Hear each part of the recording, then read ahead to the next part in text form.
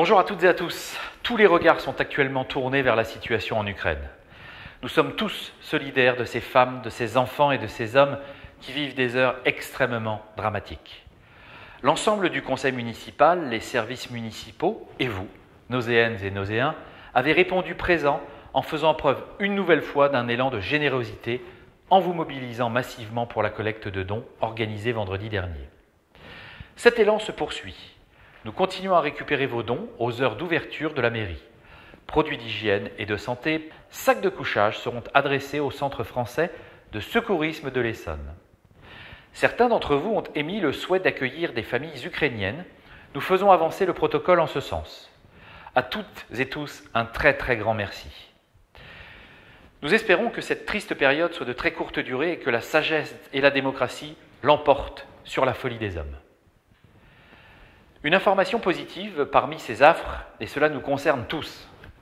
L'allègement des mesures sanitaires a compté du lundi 14 mars avec la suppression du pass vaccinal pour les restaurants, bars, discothèques, cinémas, théâtres, salles de spectacle, musées, stades, foires et salons. Le port du masque ne sera plus obligatoire dans les lieux clos, entreprises, écoles, administrations, services publics, magasins, sauf dans les transports collectifs. Comme à chacun de nos rendez-vous, je vais vous annoncer les événements des semaines à venir sur notre commune. Alors je suis très heureux de vous informer que le repas des seniors, le mercredi midi, a repris cette semaine.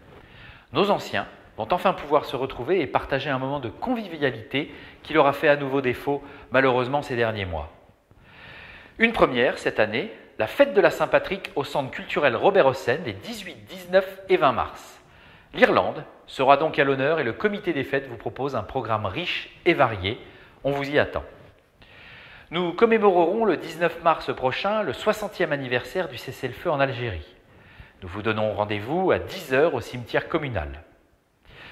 La demi-finale sud du concours d'éloquence organisé avec la communauté d'agglomération Paris-Saclay se déroulera le samedi 26 mars à 10h30 au centre culturel Robert Hossein.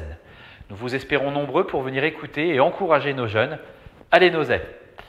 La médiathèque Francis Huster vous propose 2 rendez-vous. Les histoires pour 2 mains, destinées aux tout-petits, et le samedi 19 mars à 10h30, et l'après-midi, jeu, le samedi 26 mars à partir de 14h.